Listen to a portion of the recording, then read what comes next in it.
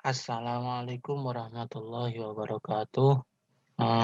Pada eh, pagi hari ini, setelah kita membahas mengenai makanan dan minuman yang halal dan haram dikonsumsi, maka pada hari ini kita akan belajar mengenai bab selanjutnya, yaitu dinasti Abbasiyah. Kita tahu pada semester kemarin kita sudah membahas tentang dinasti Umayyah. Nah, dinasti Abbasiyah ini lahir setelah adanya atau runtuhnya kekuasaan dinasti Umayyah. Jadi, dalam periode Islam, kalau dalam sejarah Islam itu yang pertama adalah Nabi Muhammad, kemudian Abu Bakar, Umar, Utsman, Ali, Hasan, Husain, kemudian dilanjutkan oleh dinasti Umayyah. Nah, kemudian dinasti Umayyah itu berkuasa, runtuh, kemudian dilanjutkan dengan adanya Bani Abbasiyah atau dinasti Abbasiyah. Nah, pada pagi hari ini pokok pembahasan kita itu tidak luput dari kelima hal yang ada di sini.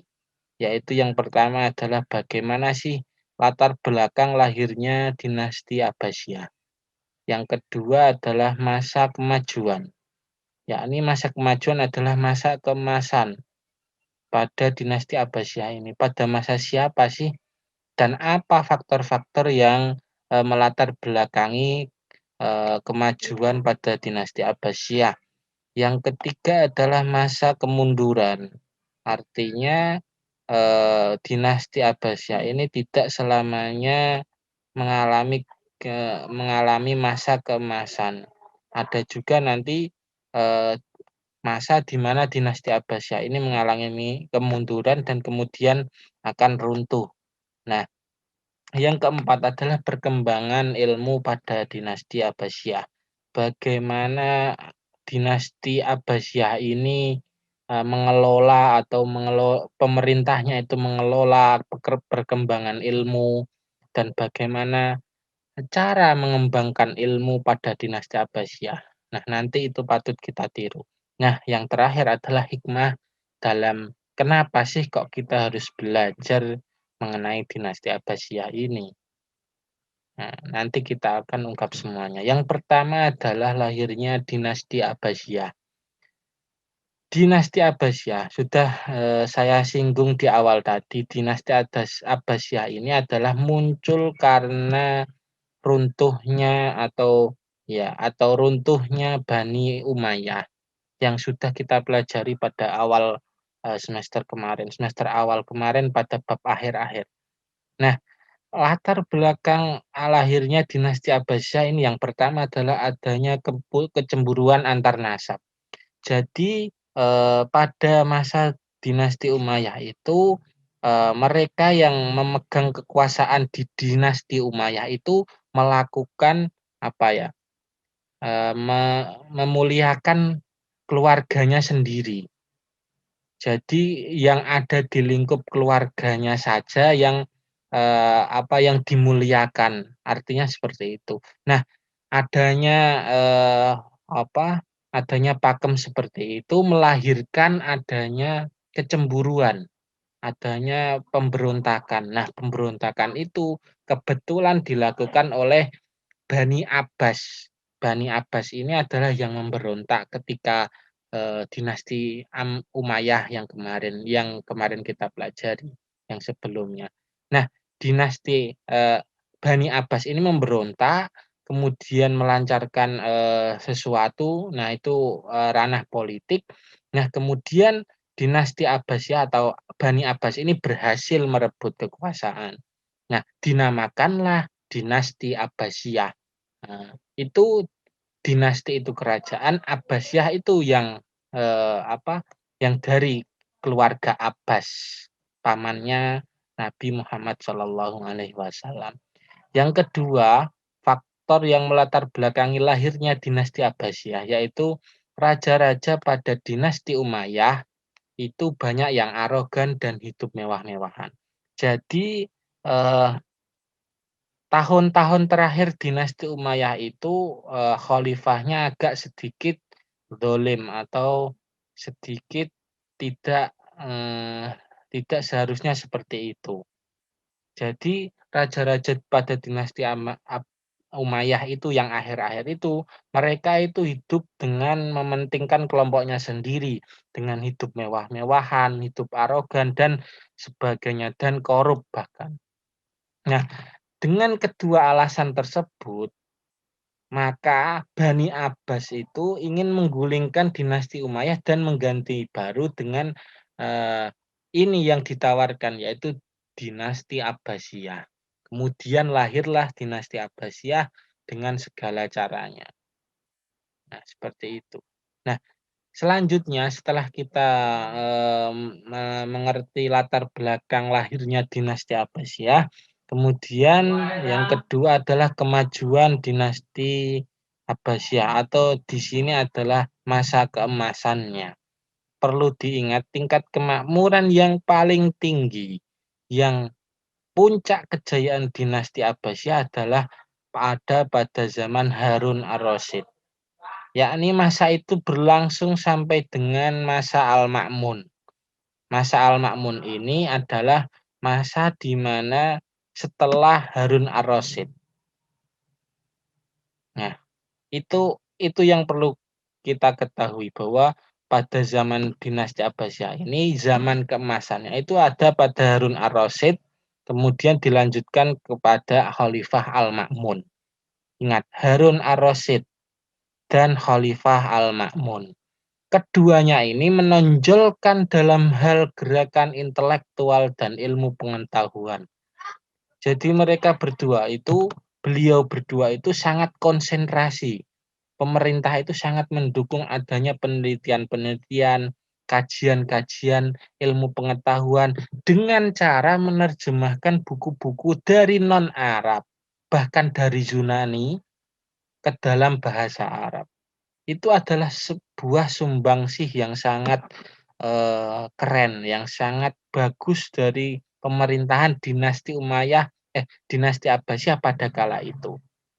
Itulah yang menyebabkan, kenapa kok pada masa Harun ar-Rasyid dan Al-Ma'mun ini khususnya dalam dinasti Abbasiyah mengalami, tingkat kemakmuran yang paling tinggi.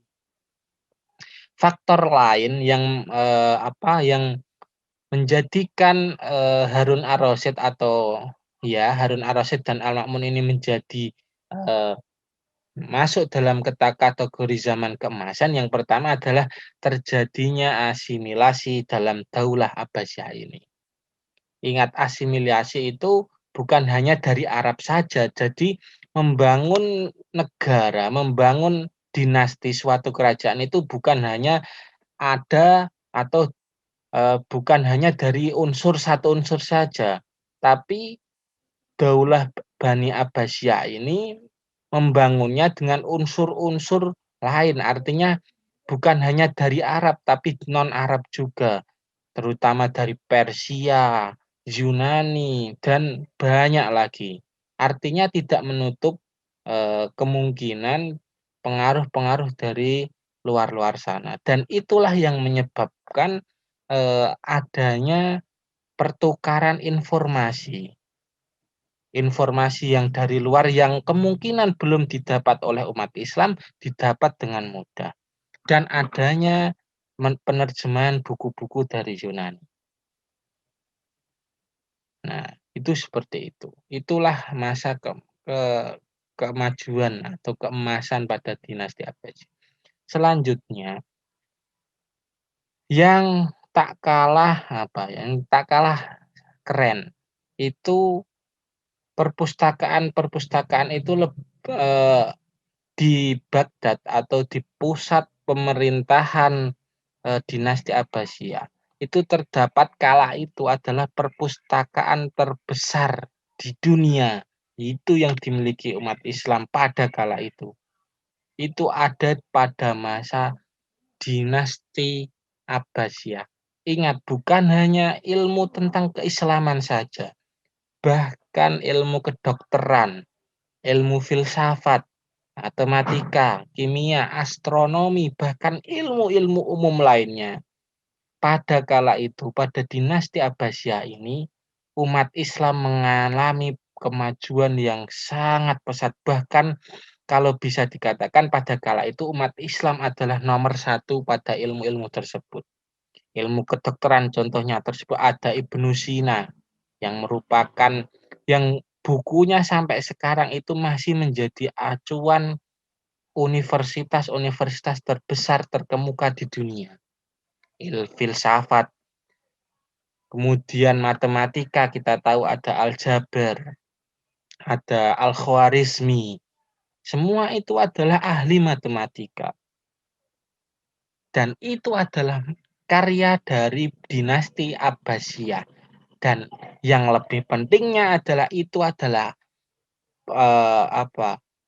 Itu adalah termasuk ke dalam produk Islam atau beliau-beliau itu adalah ilmuwan Islam. Nah, itulah yang kita butuhkan pada masa sekarang ini.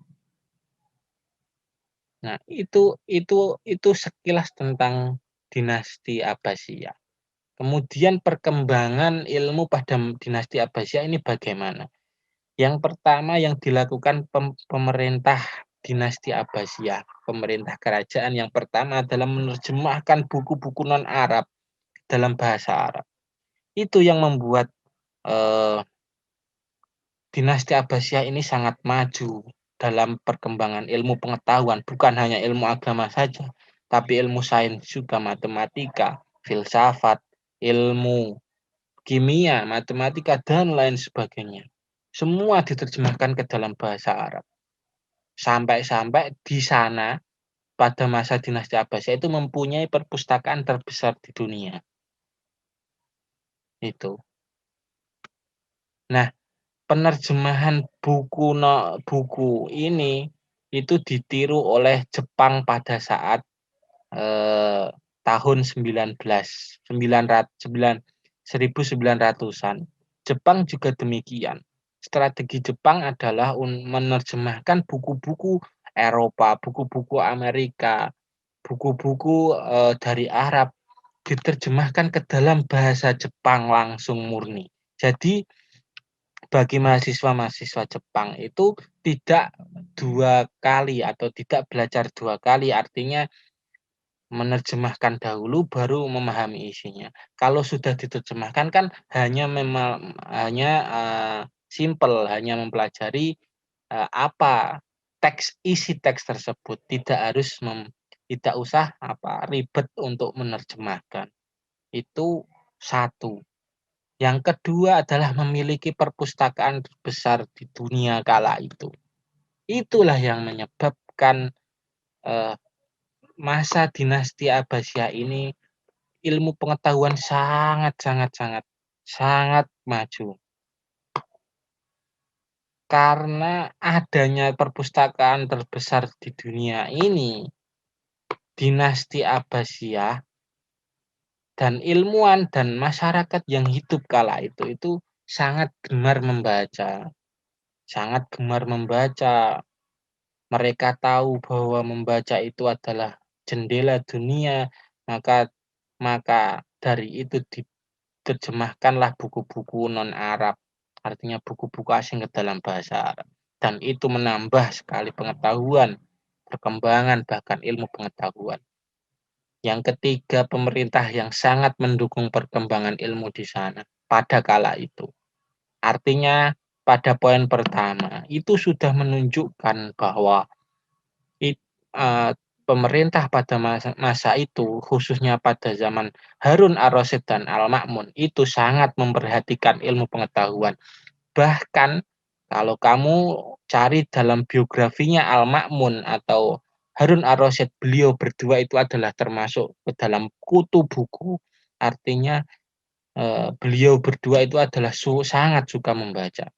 Maka tak heran kebijakan-kebijakannya yang lahir dari mereka berdua adalah yang menguntungkan bagi ilmu perkembangan ilmu pengetahuan yang ada pada saat itu. Yang keempat adalah menciptakan berbagai macam ilmuwan dari mulai ilmu sains sampai ilmu agama. Kita tahu semua pada dinasti Abbasiyah ini ilmu pengetahuan, bukan hanya Islam saja, tapi ilmu sains juga. Ada Ibnu Sina, ada Al-Farabi. Dalam ilmu kedokteran ada juga yang dalam ilmu matematika ada Al-Khwarizmi, ada Al-Jabar. Nanti ada Al-Khwarizmi itu sampai sekarang itu ilmunya masih digunakan. Ibnu Sina itu tadi. Ibnu Sina itu sampai sekarang dalam hal kedokteran itu masih sangat berjasa peran Ibnu Sina. Al-Khwarizmi itu algoritma, penemu algoritma.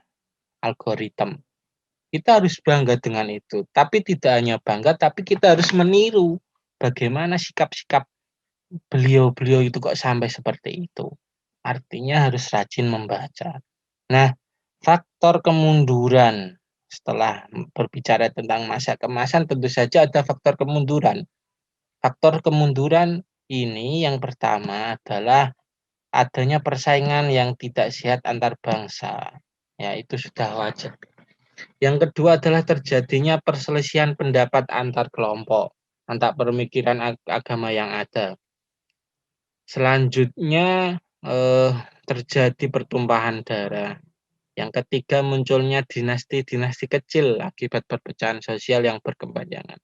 Dan terjadinya kemerosotan tingkat perekonomian sebagai akibat dari bentrok politik. Bisa disimpulkan bahwa faktor intern ini adalah faktor keempat ini bisa disimpulkan bahwa itu adalah adanya perebutan kekuasaan. Jadi semuanya kalau dalam dahulu itu memang setiap ada perebutan kekuasaan, maka imbasnya adalah kepada rakyat yang kecil. Maka dari itu adanya faktor eksternal ini muncul. Yang pertama adanya faktor perang salib. Yang paling besar adalah faktor yang nomor 2 ini. Pasukan Mongol atau Tartar yang menyerang Baghdad pada kala itu. Luar biasa. Kota Baghdad diserang habis-habisan, dibantai, penduduknya dibunuh, perpustakaan yang kala itu terbesar di dunia dibakar dan bukunya dilempar ke dalam sungai. Cerita yang sungguh tragis. Itu diserang oleh pasukan Mongol karena ketidakpuasan mereka. Seperti itu. Nah, kita langsung saja ke hikmah belajar sejarah dinasti Abbasiyah. Yang pertama adalah kita dapat mengambil nilai-nilai positif untuk kita terapkan dalam kehidupan sehari-hari. Artinya dinasti Abbasiyah ini menunjukkan bahwa tidak penting siapa kita, tidak penting dari mana kita, asalkan kita mau berusaha, mau membaca, bersungguh-sungguh, maka kita akan menguasai dunia. Contohlah Islam pada dinasti Abbasiyah. Mereka sangat gemar membaca. Pemerintahnya sangat mendukung adanya gerakan membaca tersebut dengan membangun perpustakaan terbesar, menerjemahkan buku-buku. Itu adalah nilai-nilai positif yang harus kita terapkan dalam kehidupan sehari-hari. Nah, itu yang harus kita ingat. Yang kedua adalah menjauhi sifat buruk dari para pendahulu supaya sejarah tidak terulang. Artinya apa? Keegoisan para pemimpin-pemimpin eh, raja-raja terdahulu itu adalah perebutan kekuasaan. Nah, itu yang menjadi cikal bakal adanya kerusuhan, memantik adanya permusuhan, kemudian membesar artinya eh, terdapat sebuah gelombang makar atau pelengseran kerajaan. Nah, itu yang harus kita hindari. Artinya apa, perebutan kekuasaan, merebut atau berebut kekuasaan. Nah, itu yang harus kita hindari dalam belajar sejarah ini. Yang ketiga adalah menimbulkan optimisme bahwa Islam itu bisa jaya kembali. Jadi, bagi kita umat Islam jangan patah semangat. Mungkin sekarang, bangsa Eropa itu menguasai semuanya, bahkan pada ilmu pengetahuan. Tapi jangan putus asa, kita harus optimis bahwa Islam itu bisa jaya kembali, asalkan kita giat belajar, membaca, dan, pemerintah ini mendukung, seperti itu. Itu yang harus kita lakukan. Kita harus optimis atas ini, hikmah ini, ya, dalam belajar dinasti Abbasiyah ini. Nah, selanjutnya seperti biasa, kembali kepada link yang telah disediakan, kurang lebihnya mohon maaf, terus belajar dan, terus semangat. Jangan sampai patah menyerah, jangan jadikan keadaan yang seperti ini atau yang belum kunjung masuk sekolah menjadikan kalian itu malas-malasan. Jangan. Semangat terus. Ya, terima kasih. Assalamualaikum warahmatullahi wabarakatuh.